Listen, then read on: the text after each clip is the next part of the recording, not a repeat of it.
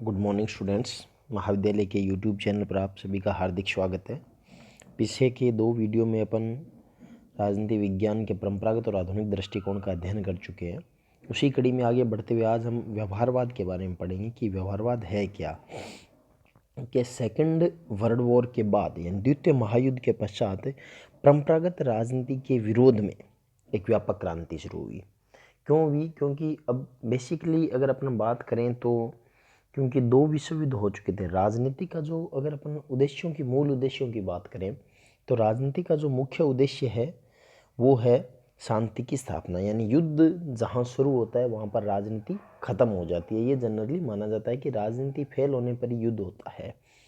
तो 2 विश्व युद्ध हो चुके थे जिनको राजनीति टाल नहीं पाई थी, परंपरागत जो राजनीतिक थी वो टाल नहीं पाई थी।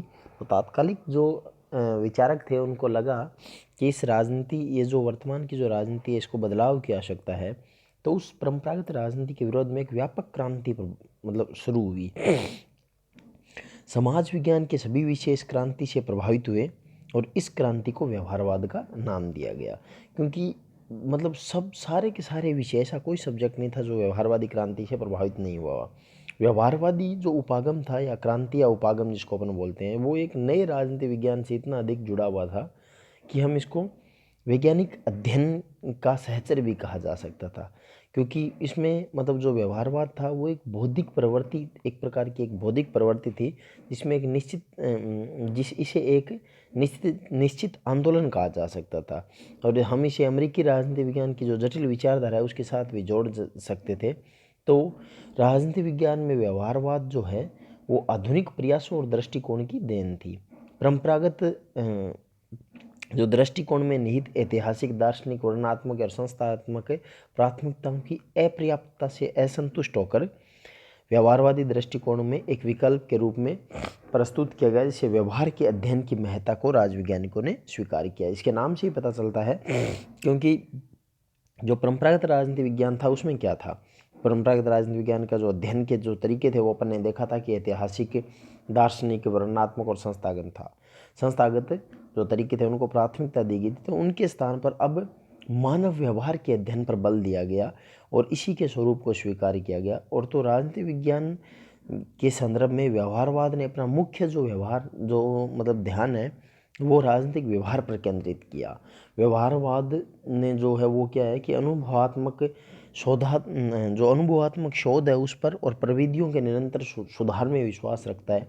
और यह अनुभवात्मक और क्रियात्मक है, यानी जिसमें व्यक्तिनिष्ठ मूल्यों, मानवीय विवरणों और कल्पनाओं का कोई स्थान नहीं है। और इस दृष्टि से व्यवहारवाद है वो परंपरावादियों से बिल्कुल अलग भी है और राजनीति विज्ञान को राज्य की कानूनी और दार्शनिक सीमाओं में बांधने के लिए भी तैयार नहीं है। कुल मिलाकर के अगर अपन निचोड़ के रूप में बात करें तो व्यवहारवाद को अपन इस रूप में देख सकते हैं कि व्यवहारवाद जो है वो वर्तमान राजनीति में मानवीय व्यवहार को ध्यान में रखकर परंपरागत जितने भी विषय थे या परंपरागत जितने भी जिन जिन चीज़ों की बात परंपरागत राजनीति करती है उन समस्त चीज़ों को छोड़ करके और एक नए स्वरूप में ही वो राजनीति विज्ञान को ढालना चाह रहे हैं, जिसमें विभिन्न विभिन्न तरीके निकाले हैं जिनके माध्यम से वो राजनीति को एक व्यवस्थित दिशा के नाम से देना जाता है। अब अगर अपन बेसिकली आप समझ गए कि व्यवहारवाद का तात्पर्य क्या था।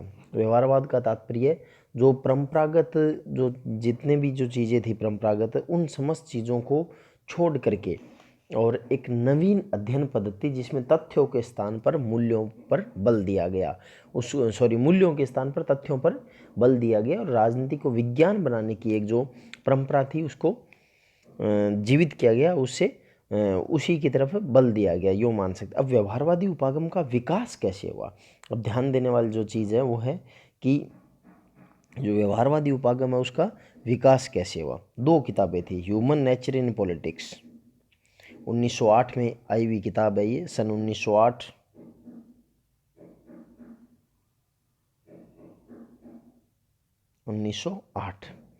ठीक है। और दूसरी है द प्रोसेस ऑफ गवर्नमेंट। दोनों महत्वपूर्ण किताबें हैं, ध्यान रखना नाम। एक ग्राहम वेलेस की लिखी हुई है, दूसरी आर्थर बेंटले की लिखी हुई किताब है।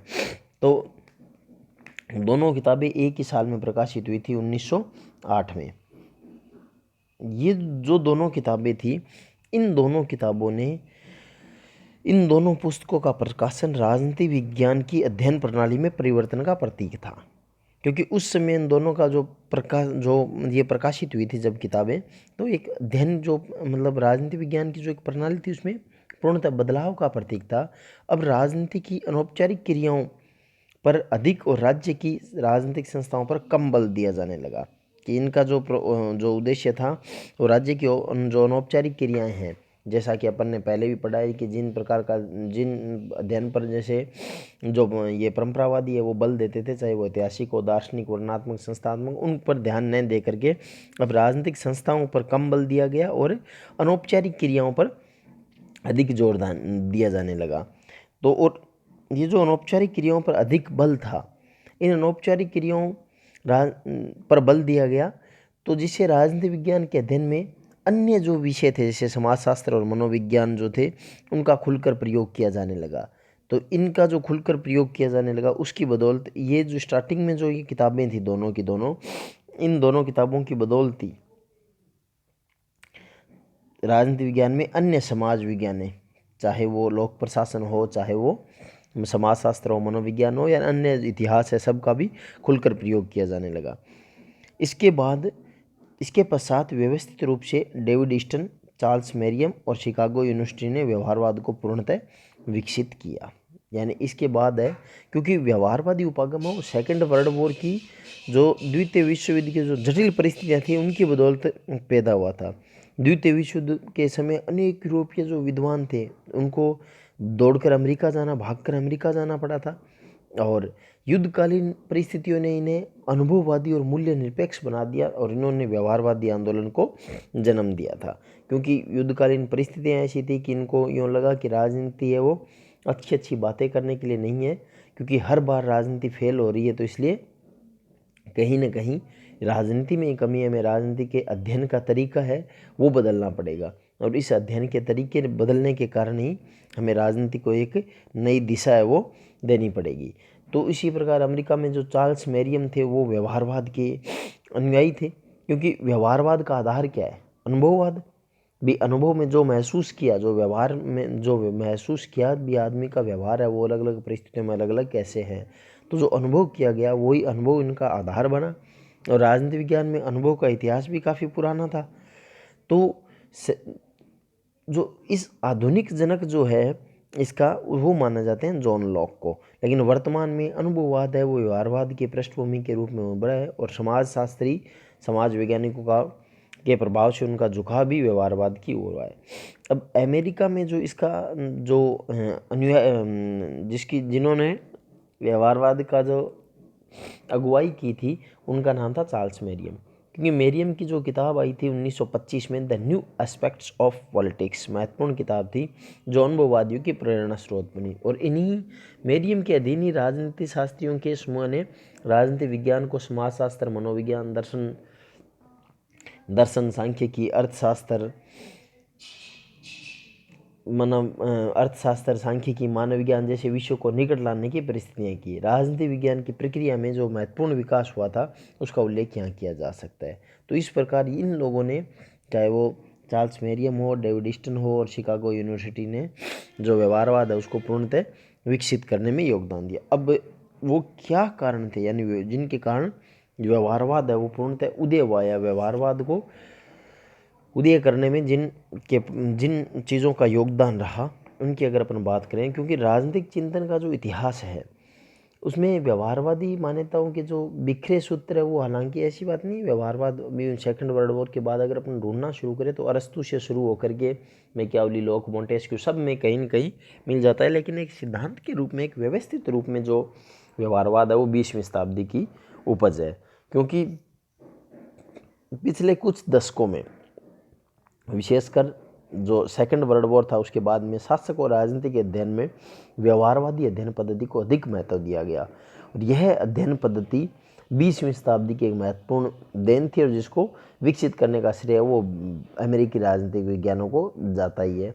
और जिनके उदय में, मतलब जिनके जो मुख्य कारण थे उनमें उदय के कारणों में कई कारण रहे हैं। उसमें पहला, जैसे परंपरागत अध्ययन पद्धतियों के प्रति असंतोष, क्योंकि 20वीं शताब्दी के प्रारंभ में राजनीतिक जो शास्त्री थे उनको जो पुरानी अध्ययन पद्धतियाँ थी उनके परिणामों से निराशा हुई, और परंपरागत अध्ययन पद्धति से राजनीतिक जीवन की वास्तविकता का चित्र हमारे सामने स्पष्ट नहीं हुआ। इनमें राजनीति विज्ञानियों को जो असंतोष आए थे उनके कई कारण थे। जैसे प्रथम, पहले अगर अपन बात करें तो राजनीतिक शास्त्री थे, उन्होंने देखा कि शासन के नीति निर्माण और उनके निर्धारण के स्तर पर राजनीतिज्ञों और राजनेताओं का सम्मान को तो सम्मानजनक स्थान दिया जाता था, जैसा सेकेंड वर्ल्ड वॉर के दौरान अमेरिका में किया गया, परंतु राजनीति विज्ञान के विद्वानों को ज्ञान, कौशल और अनुभव की उपेक्षा की गई, जिससे उनमें निराशा उत्पन्न हुई। दूसरा, राजनीति विज्ञानों ने यह अनुभव किया कि उनके अध्ययन विषय में सैद्धांतिक पक्ष के विवेचन पर ही बल दिया जा रहा था, जो विश्वसनीय नहीं था। तीसरा, दो महायुद्धों के बीच में फांसीवादी नाजीवाद और फांसीवाद की जो प्रवृत्तियों के उदय हुआ, विकास और लोकप्रियता के कारण इनके जो तर्क थे तर्क और उनकी जो परंपरागत पद्धति थी उनमें उनका काट कहीं संभव नहीं था। तो राजनीतिक शास्त्रियों ने पाया कि राजनीतिक क्रिया प्रक्रिया और व्यवहार की संबद्धता को देखने के लिए इनका ज्ञान का सीमित होना स्वाभाविक है। चौथा, राजनीति विज्ञान के निरंतर विकास की और लोकप्रिय के बाद भी विषय की पद्धति जो मूलतः वर्णनात्मक शैली की थी उसको अपर्याप्त माना गया, और अन्य विषय, पांचवी अगर अपन बात करेंगे, अन्य विषय से प्राकृतिक विज्ञान, समाजशास्त्र आदि के फलस्वरूप भी नवीनतम और अविश्वसनीय पद्धतियों के प्रति जिज्ञासा उत्पन्न हुई। तो इस प्रकार और इस तकनीक में अपने आप को पिछड़ा हुआ पाया। तो जो परंपरागत अध्ययन पद्धतियाँ थी उनके प्रति जो असंतोष था उसने व्यवहारवाद के उदय में बहुत बड़ा रोल प्ले किया। दूसरा, अन्य सामाजिक विज्ञानों से प्रेरणा। अन्य सामाजिक विज्ञानों का मतलब कि जो अन्य समाज विज्ञानों के अध्ययन के जो नवीन और तरीके और उपकरणों के प्रयोग को प्रोत्साहन मिला। तो राजनीति विज्ञान इससे अलग तो रह नहीं सकता था, क्योंकि जैसे अगर अपन बात करेंगे, रॉबर्ट ढाल लिखते हैं कि व्यवहारवाद एक ऐसा आंदोलन है जिसका उद्देश्य राजनीतिक अध्ययन को आधुनिक मनोविज्ञान, समाजशास्त्र और तर्कशास्त्र में विकसित सिद्धांतों, पद्धतियों, खोजों और दृष्टिकोण के निकट संपर्क में लाना है। तो अन्य जो समाज विज्ञान थे उन्होंने नवीन तरीके अपना लिए थे, तो राजनीति विज्ञान में भी यह तरीका आना स्वाभाविक था। तीसरा, द्वितीय विश्व युद्ध का प्रभाव, क्योंकि द्वितीय विश्व युद्ध ने व्यवहारवाद को गति प्रदान की थी। युद्धकालीन घटनाओं ने राजनीतिक शास्त्रियों के मन में यह बात बैठा दी थी कि राजनीतिक जीवन की जटिलताओं को पूरी तरह से समझने के लिए संस्था और उनकी संरचनाओं के अध्ययन की से आगे बढ़ करके उनकी संस्थाओं और कार्य करने वाले व्यक्तियों के व्यवहार का अध्ययन करना पड़ेगा। सेकेंड वर्ल्ड वॉर ने ये बात बहुत अच्छे तरीके से तय कर दी थी, और नवीन अध्ययन पद्धतियों का प्रयोग। अब सेकेंड वर्ल्ड वॉर के बाद जो दशकों में जो राजनीति विज्ञान के क्षेत्र में एक विचार बल पर पकड़ता गया था कि राजनीतिक शास्त्र में नवीन अध्ययन पद्धतियों को स्थान देना होगा। परीक्षण, उपकरण, सर्वेक्षण और पद्धतियों और सांख्यिकी विश्लेषणों और गणितीय प्रारूपों जैसी पद्धतियों के जैसी विधियों के बढ़ते हुए प्रयोग ने राजनीति विज्ञान को वस्तुनिष्ठ बना करके व्यवहारवाद को अपने आप आगे ले आए। तो ये जो 3-4 मुख्य कारण थे जिनकी बदौलत व्यवहारवाद का उदय हुआ था। अब व्यवहारवाद के लक्षण यानी इसकी मूल मान्यताएं क्या है। जैसे पहला कि व्यवहारवादी ये मानते हैं कि भी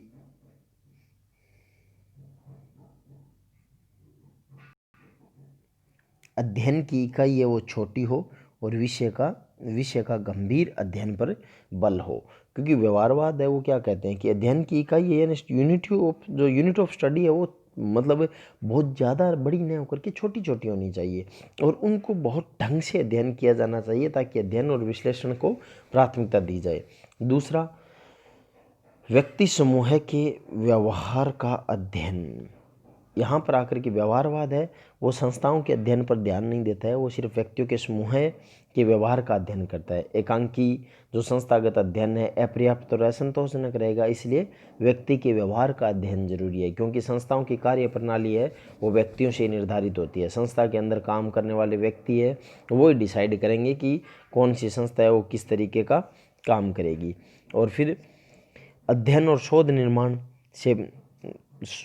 सिद्धांत निर्माण से प्रेरित हो, क्योंकि सिद्धांत निर्माण सर्वोच्च स्तर का समय और व्यापक सामान्यीकरण के अनुरूप होना चाहिए। कार्य कारण का संबंध डिसाइड होना चाहिए। व्यवहारवाद की जो सबसे बड़ी संबंध जो विशेषता थी वो थी सिद्धांत का प्रयोग, और इसमें तथ्यों की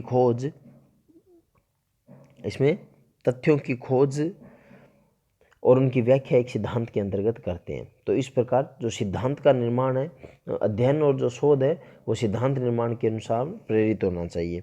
फिर अंतर्विषयक अध्ययन पर बल। अंतर्विषयक अध्ययन का मतलब हो गया कि राजनीति विज्ञान के लिए जितने भी सहायक विषय है, चाहे वो इतिहास हो, चाहे वो जियोग्राफी हो, चाहे वो समाजशास्त्र हो, चाहे लोक प्रशासन हो, कोई सी विषय हो, उनके अध्ययन पर बल दिया गया। व्यवहारवाद की जो एक मान्यता थी वो थी अंतर्विषय अध्ययन, क्योंकि विषय और अध्ययन सामग्री की गहनता के लिए जरूरी है कि गहनता के लिए अंतर्विषय अध्ययन है वो बहुत जरूरी है, क्योंकि राजनीतिक विज्ञान को एकाकी प्रस्तुत नहीं किया जाना चाहिए, क्योंकि राजनीतिक व्यवहार सामाजिक व्यवहार का एक छोटा सा पक्ष है। इसलिए राजनीतिक व्यवहार की जो व्याख्या है वो कभी में सभी सामाजिक पहलुओं का ध्यान रखा जाना चाहिए, तभी राजनीतिक व्यवहार के अध्ययन को औचित्यपूर्ण माना जा सकेगा। और फिर अगला है जो नेक्स्ट है वो है तथ्यों पर बल और मूल्यों की अपेक्षा।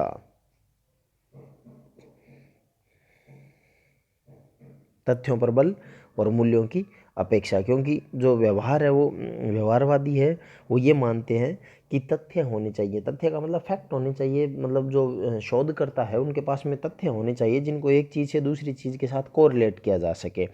मूल्यों पर, यानी कोई चीज़ है उसकी वास्तव में वो क्या है उससे कोई लेना, मतलब उसका इफेक्ट क्या है उससे कोई लेना देना नहीं है, लेकिन व्यवहार में वो कितना संभव है इस चीज़ पर ध्यान दिया जाना चाहिए। और यही चीज़ें हैं जो राजनीति विज्ञान को एक विज्ञान का रूप दिला सकती है। बाकी अन्य चीज़ों में ये सारी चीज़ें व्यवहार में संभव नहीं है, क्योंकि जब तक तथ्य नहीं होंगे तब तक मूल्यों की अपेक्षा नहीं की जा तब तक मूल्यों का अध्ययन करना है वो बेकार है। तो इसलिए तथ्य और मूल्य दोनों को एक साथ अध्ययन किया जाना अत्यावश्यक है।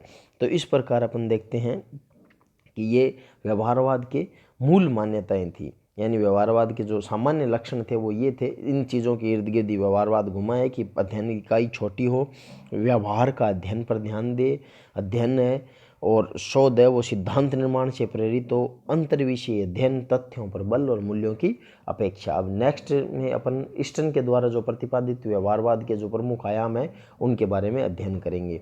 कोरोना महामारी का दौर चल रहा है, सभी विद्यार्थियों से अनुरोध है कि सरकार के द्वारा जारी गाइडलाइन का पालन करें, अत्यावश्यक होने पर ही अपने घरों से बाहर निकले, अन्यथा घरों से बाहर नहीं निकले, घर पर रहें, सुरक्षित रहें। बहुत बहुत धन्यवाद।